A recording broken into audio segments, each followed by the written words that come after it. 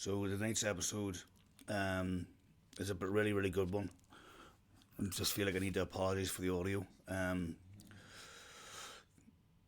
It was kind of rushed and it was in a new room, so the audio and the lighting's not great, but the message is brilliant. So you might need to turn it up a wee bit just so you can hear the sisters talking, but then you'll hear me bellowing in at some point. But just try and look past that and listen to what's being said because really is a great, great, great podcast. It was a pleasure to do, and it's really for the family members. You know, maybe people that are watching somebody suffer with addiction, to maybe get a bit of hope. Um, yeah, because it's not just the addict that suffers. So look, here it is. Right, I'm just gonna go ahead then.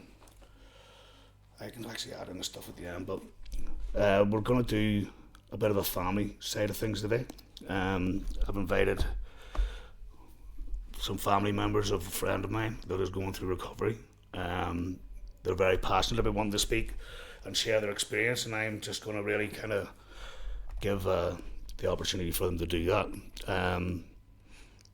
Because I think, you know, the addiction affects the entire family, and you say it's a family disease, you know, and from my experience watching people get better, their family relationships improve, and we're trying to maybe kind of talk about giving people, family members, a bit of hope that maybe their loved one could be saved and things could get better.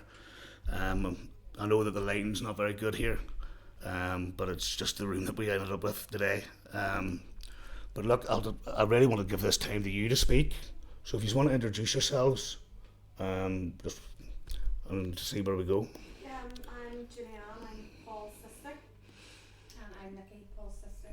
And I'm Maria, Paul's sister. Yeah, I suppose I should have mentioned that they're all three sisters. But look, I kind of wanted to just kind of go through what it was like before, what it was like during the using, and what it's like today.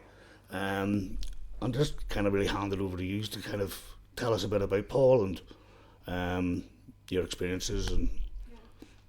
We'll jump in before addiction probably. But yeah. Paul's obviously he's one of six, so we have another sister who can't meet today because she's away, Caroline, and we have another brother, Jared. So there's six of us, and if we jump back to the before addiction thing, we're a very close family.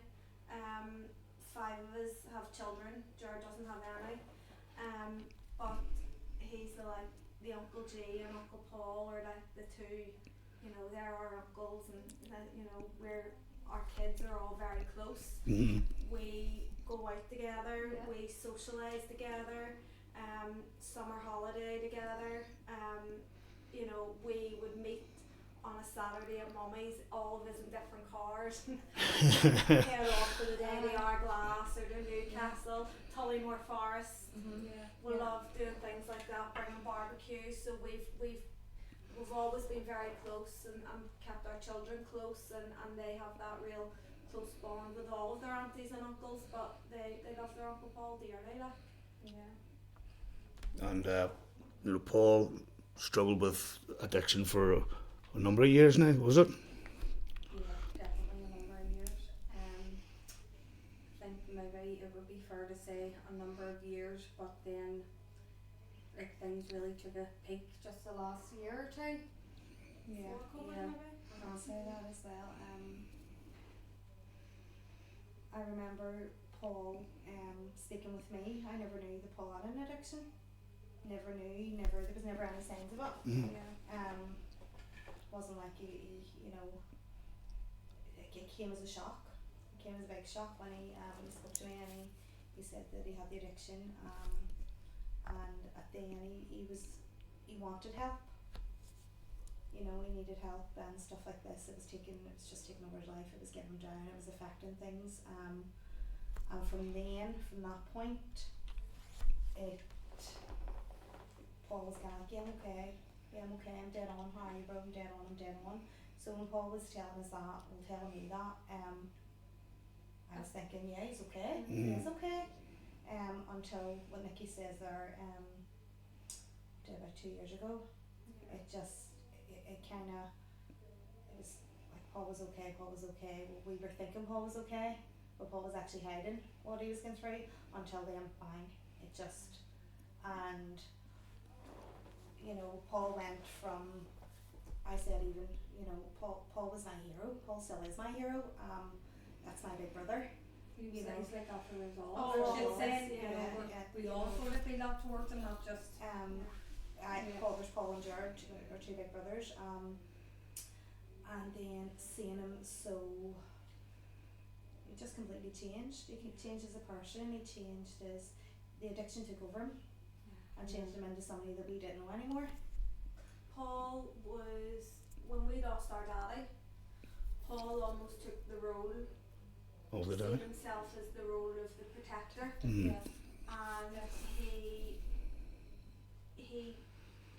moulded himself into that role. It didn't matter what was going on in any of our lives or with any of our, Paul was the one that was always there. He was the one that, you know, come to me, I'll sort it out, or whatever it may be. He fell into that role quite easily.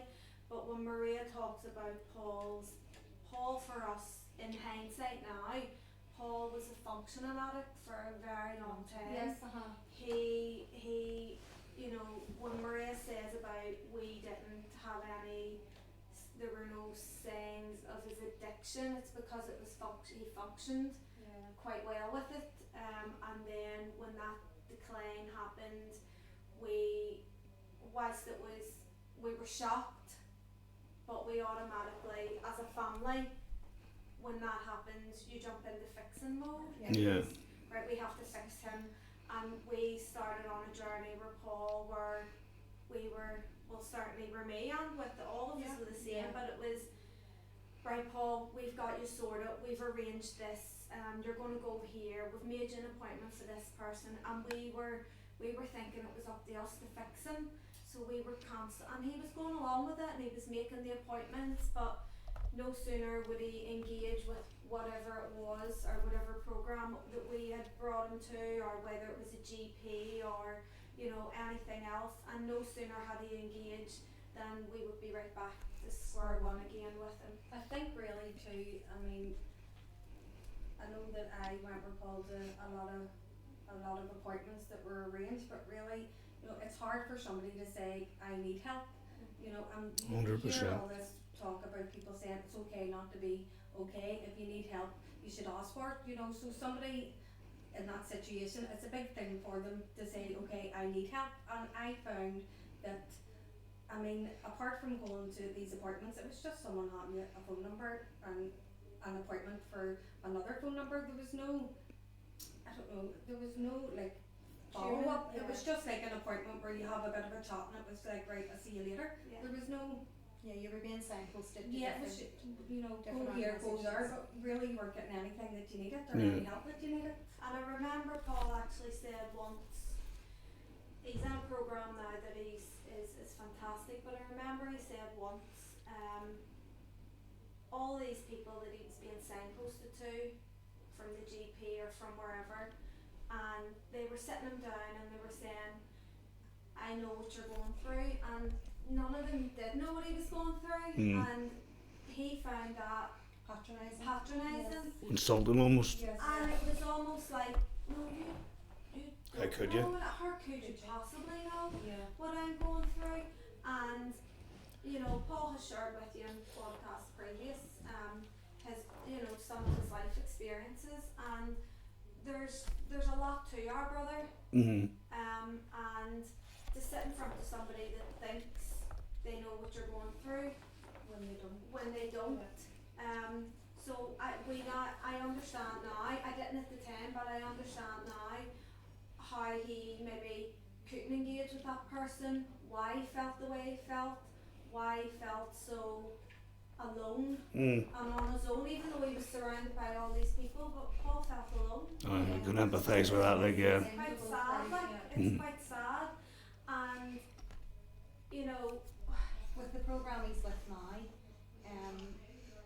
which is, it's fantastic because Paul has mentioned that the programme he's with now, people get it because they've had the life experiences like him. So when people are saying to him, I understand, they truly Mhm. understand Yeah. because they've been there, they've been through it, they've felt what he has felt. Yeah. And it's not sitting in a room with somebody, a professional saying, yeah, we understand, when you don't. Mm. You don't. You might be educated in it, But you might, but you don't really understand it Yeah. because you haven't lived it. Or the No. program that he's in now, they have lived it, Yeah. and that's why. And I think that's why it's helped him so much. Yeah. But you've got to go back to the addiction and the family impact. Paul has his own family, and he comes from a large extended family and us and nieces and nephews and whatever. And it took us a while to realise that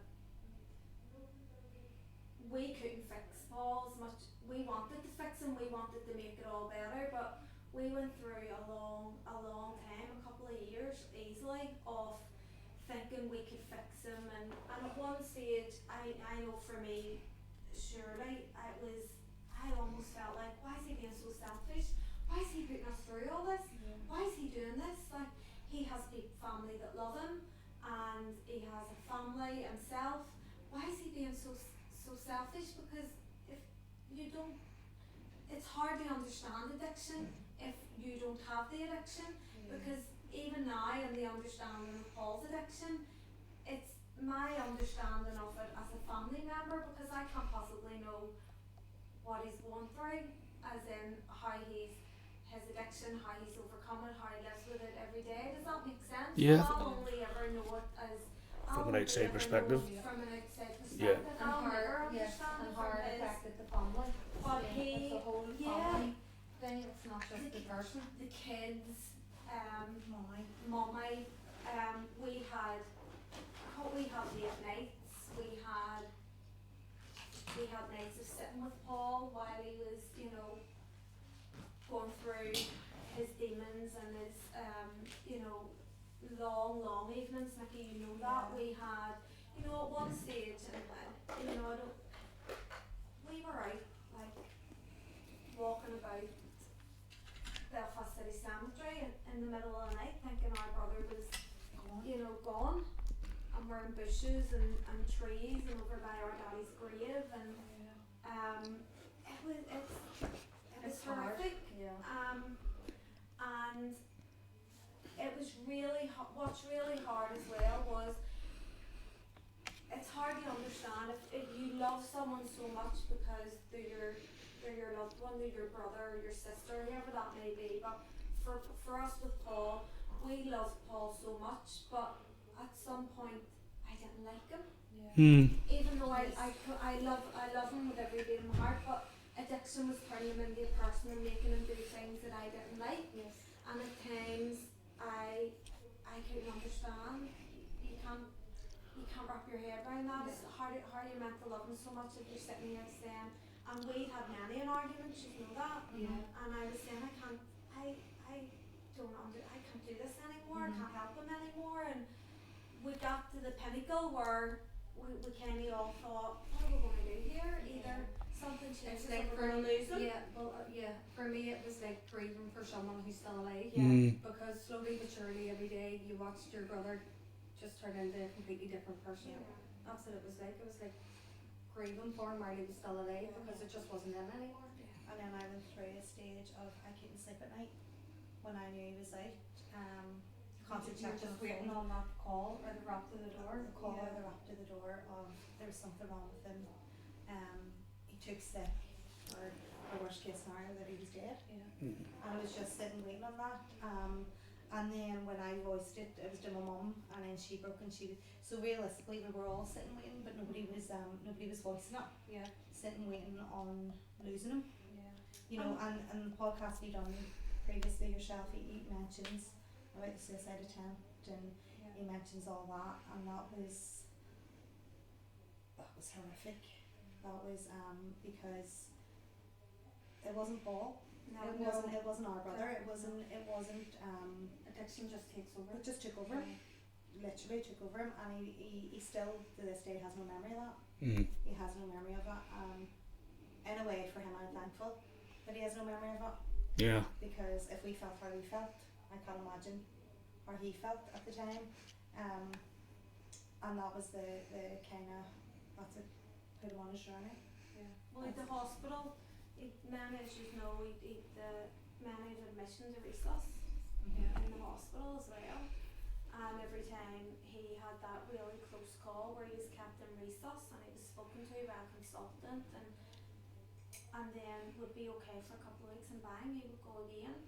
And it was almost like we were just on this Roller coaster.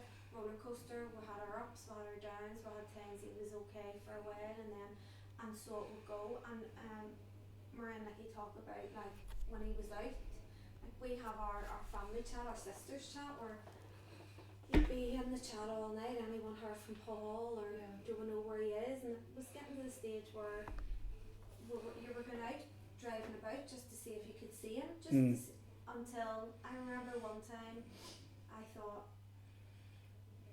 you've just got to let him be. I think the understanding at any point for us that this was his journey and he needed to want to fix himself, but Yeah. that came very suddenly. I thought for us anyway, because we'd been through so much with him, and then all of a sudden he found this program, Yeah. and that for was us the it was saving like grace. Yeah. it was like whoa, because one week rolled into another and it rolled into another, and we were thinking, Jesus, he's doing what's this. going on here? He's actually doing this. Yeah. And the thing about it was, none of us found the program. None of us said to him, you need you to go do there. this, you need to find He found something. it for himself. He found it for Yeah. himself. And I think, certainly for me, I think that was the turning point for Paul, that he realised himself, Took a bit of responsibility. took an ownership, Yeah. and he's been on this programme, he's taken ownership for everything. He's had Yes. private conversations with all of us. Yeah. I know my daughter who's 15, and she said one day, Mummy's, you know, Uncle Paul looks like my uncle again. He's Yeah. like having Aye. the old Uncle Paul Yeah. back. And I said to her, why don't you tell him? And he was actually in Mummy's in the kitchen or something, and he came in, and I said, Jen wants to tell you something. And she told him, and he cried. Yeah. And we It's thought, not strangle you for saying that. Yes. No, it's because staying in but definitely. it was like, oh, like we have our Uncle Paul back. Yes, and Our from that funny you're Uncle saying, Paul, yeah, or, you where know. you're saying where he got emotional. I found that I don't know about you, but when he started the programme and started coming back into Mummies and started coming back in, he never said it, but you could see Paul felt awkward because to me watching him, he didn't know how to fit in again. Yeah. Does that make sense, Sean? 100%. He didn't know how to fit into the family life again because for so long he had the addiction. He had us worrying about him. He had us, you know. in He was tears. dissociating from everything, but you know, From everything. every feeling, every emotion. But he had to survive in a So way. when he started on his journey with the program and he, you know, the family life coming back, because he had been away for so long, even though he was there, he wasn't there. What you're saying about disassociating, he wasn't. So you could kind of feel he just Awkward. felt slightly out of place. Yeah. Now that's not happening now. But as you're saying there too, Uncle Paul was always the messer. Oh, Like, here. oh. And he was our Paul from he was no age was Mr. Vane, like our Paul had to have like spotless trainers and like our Ger would have minded so much at times, but our Paul had to I be could imagine. perfectly tight laces, spotless clean. He had to always be like that. After shave, the Yeah. whole, oh yeah, Well absolutely. shaved, well looked after, well turned out. And addiction took some of that away from him Yeah. for a while.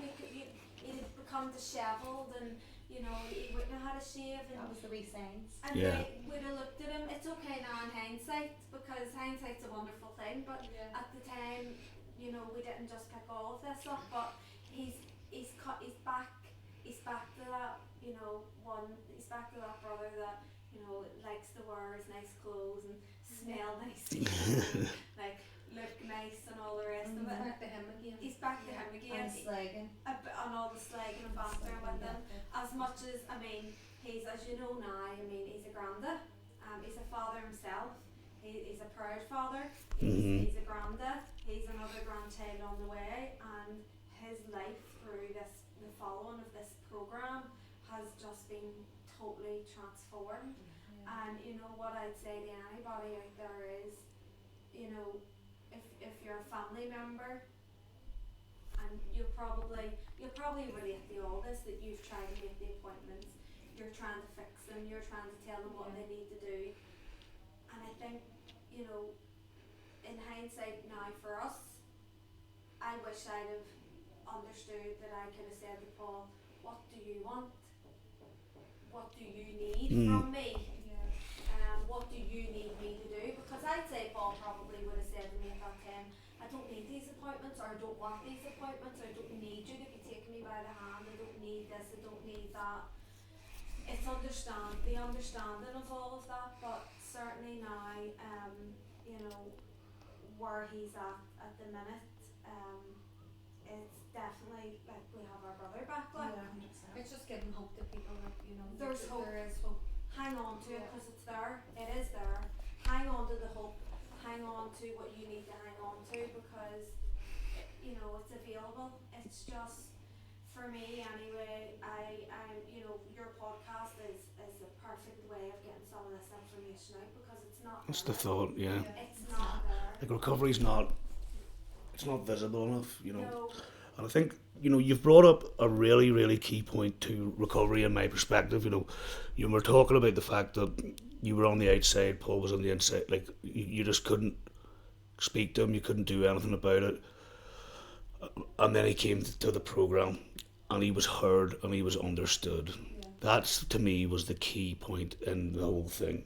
Was I went to a room of people, because I sat and told myself, you know, I'm the worst done by, nobody can understand what I've been through. All this stuff, you know, making myself completely unique and individual and dissociated from everybody. I'm in my own wee box over here. And I went into a room full of people and they were able to empathise and relate with me, and that's the first time that's really ever happened to me, you know. And I think that's exactly what happened with Paul as well. From what from what you're saying, you know, he sat and he's like, what he would have probably said is, you have no idea what would you know about this to be telling me what to do or telling me where to go, you know. And then he's went somewhere and he's been like, well, these guys maybe might have some warrant in what they say, you know. Do you know what that done? That really empowered our Paul. Mm-hmm. It did. really empowered him, because he, for to be, and he said it to me, and he said it to all of us privately as well, to be listened to and understood be by heard. somebody that has the same lived experiences that you have. They can truly understand some of what you're going through. Not all of it, obviously, because your own unique journey is your own. 100%, yeah. And there's part of that that nobody will No. understand. But to have other people in the room that can empathise, that have had the same feelings, the same emotions, have faced the same problems, and to be in a space where you're empowered to take accountability, Yeah. to take control going forward. All of that is, as I understand, is part of the programme. And Paul's journey in recovery, it isn't like, I don't understand Paul's recovery as up, he's in recovery. Paul's in recovery for the rest of his life. Yeah. It's his journey forever. Day by day. Day by day for the rest of his life. So as a family, we are part of his recovery journey every day, And his support. and we'll be there to support him no matter what his decisions are. And we just, we love him. We've always loved him, but you're getting away from that. I love you, but I don't like who you become. I don't like what you are when you're, you know, in the middle of, you know, your addiction and those moments. But that slowly but surely for us is disdain, because he has been this journey. This program's been amazing for him, but it's very deep. It's hard to explain it. Mm-hmm. There's really no words, even as a sibling of somebody in addiction, to explain how deep that goes and how overwhelmingly proud we are of him. Like, he's Oh just my God, yeah. Yeah. he's just, having your brother back is just something else. Like. Yeah. because they live with that fear of losing him. And we don't have that fear anymore. Fear's gone, and to live with that fear of losing him, it was hard. Yeah. It I know. was like Yeah. hard as, and just it was heartbreaking. Yeah. You know, heartbreaking just watching him turn in and become somebody that you didn't know anymore, that you didn't recognise. You're So vulnerable, wasn't it? so vulnerable, Yeah. so vulnerable. So vulnerable. And when you're saying there about him being so vulnerable, because Paul was always the strong one. Yeah. Yeah, so it was hard to see him That, like you that, know, yeah. didn't matter. Paul was always there. Paul was always, you know, it wasn't that he didn't show emotion. It was just that was Paul. Mm-hmm. And then Paul had this that was kind of his persona. This is To Paul. live up to. Do you 100%, understand? And yeah. he had that, so he had this like a tough guy, Yeah. you know. So Paul couldn't show emotion. We felt like he couldn't. But he felt like he couldn't, because if I show emotion, there's a weakness there. Do you understand? 100%, So, yeah. and even within family, so when he started showing that weakness and vulnerability, it was kind of like, oh, okay, took me back. I don't know about you, Yeah, of course. you know, and then In a good way. in a good way, but then it was like, what you're saying, you wanted to fix him, you wanted to hug him, you wanted to, and then it became, I love you with all my heart, and I just do not like you, but I don't like, I mean, let's be fair, I blocked him on my phone Mm-hmm. numerous times, and then when times where he was just driving by or ignoring you, you weren't speaking or stuff like that, and that was a big impact within all the family, because my mummy, from we were no age, we were very, very close family, and my mummy always kind of instilled it in us, you know, stay close, you know, always make sure everybody's okay, so on and so forth. So with Paul's addiction, it put a crack within the family unit. Mummy, brothers, sisters, his wife, his children, and then sometimes you didn't want to mention it. It was kind of became a wee bit of a taboo subject. Don't be Yeah, saying nothing in right. front of mummy. Yeah. Don't be saying nothing in front of kids. You sort of waited until somebody else brought it up. And then you're trying to keep it from the kids, Yeah. because they absolutely adore their Uncle Paul. I think when it got to the stage where the kids were even Kids noticing were what's noticing. the matter with Uncle Paul. You know, and then you're trying to explain, you know, you can't, some of the kids are too young to explain what addiction is. Yeah. Mm-hmm. The other kids, you know, like you're saying about Jenna and my Jojo and stuff, you know, they're 15, 16. Same with Paul's own kids, and you're trying to explain to them Uncle Paul's Not an well. addict, he's unwell. Yeah. You know what he means unwell, because you're not seeing it, Mm-hmm. and that's the thing. You know, it's not like he's running out with a broken leg or broken arm or whatever. Addiction, you know, It's under the skin. it's under the Yeah. skin. You can't see it. And what you mentioned earlier on, one thing on it again, Paul was a functioning addict Very well. very well Yeah. until when they came to the thing of I'm an addict. It was like, what is Mm. going on here? And then watching the decline in him, the decline in his mental health, the decline. Because it just happened so fast. So How long? Yeah. How long before? So whenever he told you he was an addict to when he took responsibility and stopped, how long was that period? 2 years maybe. More Right. than that. 3 years. Yeah, maybe 3 years maybe. 2-3 2-3 years. Yeah, I think one of the problems people can fall into is whenever they're like, I can remember admitting that I was an addict long before I stopped. I mean, I was like, well, sure, I'm a drug addict. That's what drug addicts do, you know, just take drugs, you know. But to watch Paul through this process it kept me clean, to be honest with you, to see him, see what he's got back, see the family, see the smile coming back, the laugh coming back, you know. You just start seeing all those layers kind of come off slowly but surely, you know. And I'm sure you're over the moon about that, like, you know, to have your brother back. It's crazy because he's changed as a person. Whilst we have our brother back, I think we have a different version of him back. Mm-hmm. We have a healed version of the old him, Okay, but we have a new version also. like a purer version of him. Does that make sense? Yeah, I think so. I don't know if you'd say pure, Yeah. but Yeah. He's certainly not Lily White, but Exactly. yeah, we've definitely got him back, and we've got the old. We've got not the old him, some of him healed, Yes. and I really knew.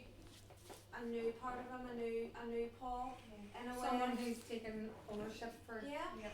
And he understands that his vulnerability doesn't make him weak. Being vulnerable doesn't automatically mean you're weak. You're a weak man. And I think it shows strength, to It be does, honest. And Yeah. that's what makes me so proud of him, because even when he done the podcast, you know, I watched it and I cried. I'm not Yeah. gonna lie, I cried, but it was with pride. Mm. Yeah. Like, I never thought that our Paul would ever sit in front of the camera and tell his story. Yeah. The way Tell he his story has. the way he has. I mean, he spoke about his time in jail, you know, and go through the whole justice system, his addiction, the whole, and watching that was like, oh my god. Yeah. You know, I hugged him and I kissed him and I texted him as well, and I said, I am so proud of you. Look who you are now. Look where he Yeah. is. Paul even as much as we knew he was our brother and we knew he loved us, but Paul would have never showed a lot of emotion, and like I said, he would have always given us a hug, always told us he loved us, but I think now his emotions, how he expresses his emotions now, or how he even talks about it, is He's more open. he's now, isn't much he? more open. Yeah. He's much more open to, He doesn't like have, I said, he the doesn't have to vulnerability. be No, he that doesn't hard have to be man. that persona doesn't seem to be there anymore. It's his understanding of us is that we love him regardless, and will always Oh, be yeah. there. and we'll course. always love him, No matter what. no matter what. And in those moments that we didn't like him, Well, here, I would just like to say I never said that I didn't like him. I've always loved him from day dot. Oh, We love him. we'll love him, Just but sometimes I we always didn't- liked him. there was certainly times for me that I thought, I just don't like the person you are right now, Yeah. the things you're saying, the things you're doing. I couldn't wrap my head around, and again, that's not being aware of addiction, or but I couldn't wrap my head around how he was putting his family and his friends and himself.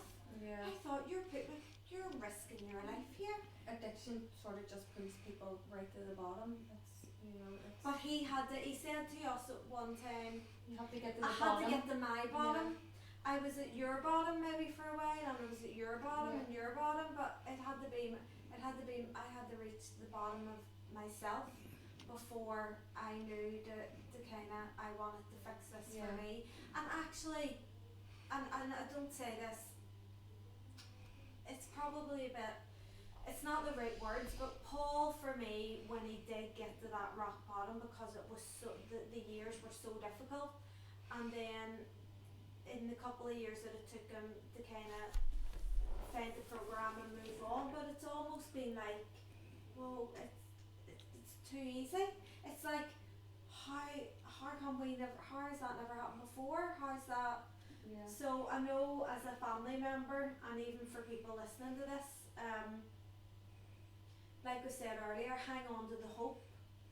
There's light there. There's always light, but you gotta have conversations as well. You've gotta communicate. You have to be open. You have to be honest. There'll be times Paul wasn't open and honest with us all the time. Mm. Not all the time. It caused arguments amongst ourselves. Yeah. It caused arguments with our mummy. It caused, I know for me personally, and I don't mind saying it, and Paul, I ended up saying to Paul after one particular episode, you were pregnant with Annie Mae, and I remember saying, I can't do this anymore. I have to step back. I love you with all my heart, and I'm here for you, but when you're ready, I need you to tell me when you're ready. I feel like in what I was trying to do, because I'm the oldest, so I just want to fix it Right, and make okay. everything Yeah, better. yeah. And it got to the point where it was detrimental to me, and I thought, I can't do this anymore. I love you, Paul. I'm here for you always, but I can't do this anymore. Take a step And I did have to say to my sisters, Take a step back. in the moments that, it's 1 or 2 or 3 o'clock in the morning and you're phoning each other, or you're in the chat and you're saying, shit, there's been an incident where Paul, don't be telling me, I don't want to know.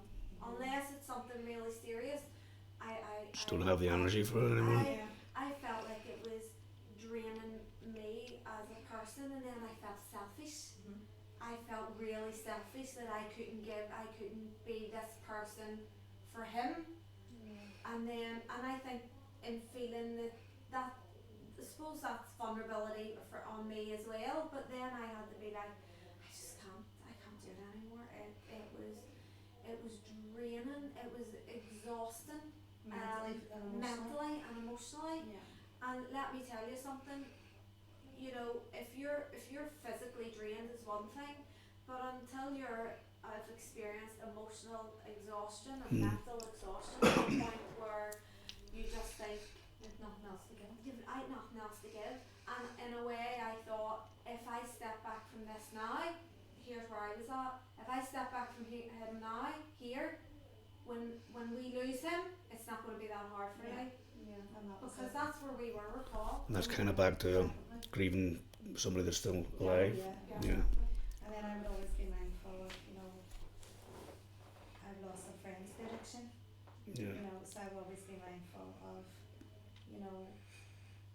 you can see how some families do just be ripped apart, and some families just do take a step back and just say, I literally can't do nothing anymore, because you made the thing there, Julian, it becomes detrimental to their mental health, and nobody wants to make that choice and saying, I've had enough, go away, don't speak to me, don't. Because your whole life just disrupted around it. It's like your whole life involves around this. Yeah. It's every day, Yes. you're sitting in the house Wait a and minute. you hear that there's an accident down the road. First thing you think to yourself is, where's our Paul? Who's seen Paul? Is anybody seen our Paul? Is our Paul okay? Was he down that way? It was the same the night as the burglary happened across the street from me at 3 o'clock in the morning, and there was a rap on my door, and when I went downstairs it was the police officers putting with the flashlights at my window, and it was because the house across the street had been burgled, and when they stole the car, and on the way out they banged into my car, so the police were coming to let me know what had happened. But when I seen them standing with the lights through my window, and I ignored the police in my garden, of course my legs just buckled, because the first thing came to my head was my brother's dead. Yeah. You know what I mean? That was the first I was like, right, this is it, my brother's dead. And when Nikki and Maria Nikki talks there about it becomes your whole life. It Yeah. does. And at some stage, for me, when I had to take that step back at the time, it was because I had to realise I wasn't just Paul's sister. I was trying to function as a mummy, as a grandmother, as a friend, as a daughter, as a sister to them, as a worker. You're running a house. Do you know what I mean? So at some point, I realised that your entire thought process and your entire living day is Worrying about Paul. worrying about Yes. Paul. Uh-huh. Worrying about Paul. It's just waiting for it to happen. It was like, is it today? It's almost like, is it today?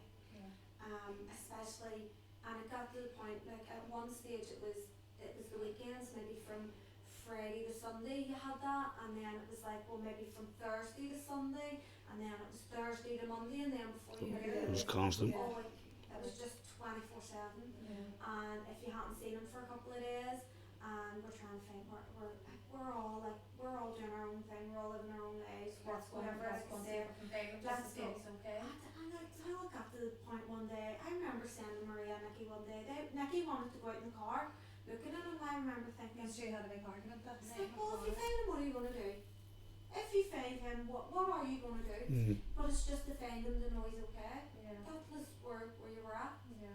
To find him just to know that He's even alive. if he's alive, Yeah. even if he was in the throat, if he was intoxicated with drugs or whatever, but to know that, right, we know where he is, and so we know the last place he was, or do you know what I mean? We know who he's with. We know who they'll he's look with. after him. Yeah. It's a real head, it's a real head mess, like. Yeah, it sounds like it, and I'm sure there's people that will watch this, will be able to empathise with what you're saying, But Johnny, if it was like that for us, what was it like for him? Well, see, that's the thing I was going to bring up whenever you said, Him? I didn't like him. I didn't like who he was. What's it like for him? He would have hated himself 10 times more. Yeah, He did. yeah, And he knew he didn't like the person that he became either. exactly. But he didn't have control of that at that time,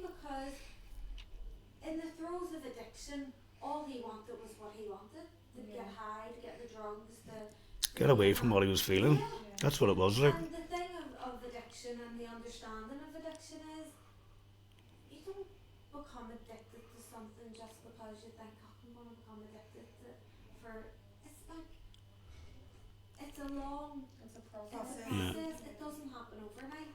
And in all of that, what we were feeling and how we were coping with that, how was he feeling? Yeah. How was he feeling in the moments that he was lying in a resus trolley and then he We were in a family room. being in a family room, having my mummy called down because it was that bad? How was he feeling in the moments of Yeah. thoughts of suicide and the things The maybe effects of getting the on? drugs as well. How was he feeling in the moments of how he made his family feel, his kids, his sisters? But I think when you get to Do you know that what I stage, mean? you just, when you get to that stage, you don't have no feelings. It's the whole process is about escaping them. Do you know? It's escapism of some form. Running from the emotions, running from the feelings. Not being, From the you have trauma. one coping mechanism, and that's use. Do you know? And then as you use, the things that you do get worse, and you've got more to run from, and it just escalates. You know, Paul shared a story of coming out of those resus trolleys and straight back on it because he didn't know to feel what he'd done and the shame and the guilt and the pain that he'd caused you. He's going to struggle watching this, like, do you know? And the it's a thing vicious is- circle. He's going to struggle watching this, The like. thing is, even now, like, I mean, you talk about, you use words there like shame and guilt and vulnerability and weakness and, like, I would say, I don't know this for certain because he hasn't told me it or I've never asked him, but I would maybe think, or I could be wrong, I'm open to being told I'm wrong, that Paul maybe always carry a wee bit of something of that with him because of his journey, but for us, Guilty. yeah, but he doesn't need to. Yeah. For us anyway, It's all about but it's about forgiveness too, him. Yeah. It's about him as well. Because while we were focusing for so long on Paul, right?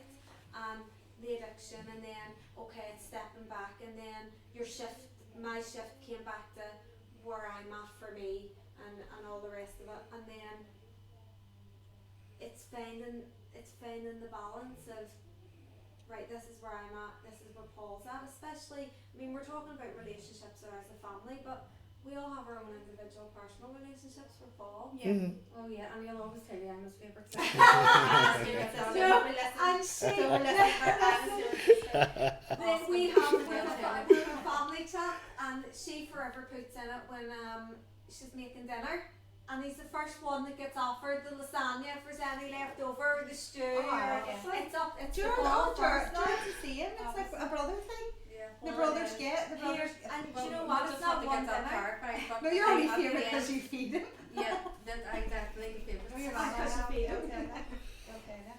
But here, where we are at now is night and day. Like, Yeah. he's our Paul now is, like we said, he'll forever be in recovery, and Yeah. we're on that journey with Journey him. with him now. But he smiles every day. He's very vocal about what he is grateful for, He's very open about his feelings now too, Uh-huh. I think. Yeah. and gratitude. He's Yeah. very open about gratitude and the things he has in his life. Yeah. Yeah, he is very open about his feelings Yeah. now. I mean, he tell you every day he loves you. How are you doing today? I'm alright. If he's not okay, a shitty day, you know, Yeah. he's not afraid to say Yeah. today's He a doesn't good day, hide it today's now. a bad Mhm. day. Yeah, he doesn't Oh hide no, it. he tell you. Yeah. He tell you if it's a bad day. And you mentioned there that he'd probably struggle watching this, and he probably will, There you go. because we've been very open and honest in the podcast, and maybe things that we haven't said to him, but he doesn't need to struggle to watch this. No, because it's the past, you know, it's Yeah, that's it's done. behind him. That's done, and what he should do when he watches this is be proud Of himself. He should be proud, yeah. and always be proud of the journey. Yes, that was then, but look how far he is now. Mm-hmm. You And know, look what's in front and of look him. what's in front of him. That's all gone. Yeah. That's all gone, and we are just thankful that he's here now, Yeah. and that we've got our brother back, and from this, his journey, and us speaking, and more podcasts maybe in the future, Johnny. I think the programme is It'll the best just thing give- to happen for Yeah, Paul. it'll give someone hope. And That's use the that word, idea. yeah, it's that word hope. and when somebody has hang hope, on to it. they'll hang on to it, and If they've even hope, if they've something. you've Yeah. something, that's it. If even if you've just that wee Without tiny bit hope, of you've hope, nothing. you know, and just keep that hope. And for any family watching this or anybody on the podcast, when you put it out, just keep that hope. Oh, hang Reach on to out, it. just because it's out there. The help is, you know, and as you said, Julianne, you know, Paul done this himself. It's the only way of doing it. Tried, The only way, he tried you know. everything. You Everything. tried so Yeah. much, whatever, Definitely. and we weren't even aware of this program. To be fair, obviously now I'll bum and blow to anybody who needs it, and you know, reach out, so on and so forth. Just keep that hope. The program has given Paul a new lease of life. He's the fact that he can avail and tap into this program at any time of the day or night. It's not like 9 to 5 Monday to Friday and Yeah. there's nobody available 100%. after that. Or Yeah. get the number to phone somebody else. Sure. Yeah. It's not that. Yeah. And Paul has, in all of the seeking that he done, he has now found something that works for him. And but it's also in understanding that whilst he's found something that works for him, it's not all on the programme. A lot of it is on him and his Oh yeah, strength 100%. and his input to follow the programme. Yeah. And his Does commitment. that make sense? Yeah. His commitment to it. Exactly. Yeah. It's been great to watch his commitment, to be honest, and watch him become alive again and smile and have fun with his family and get things back with you guys.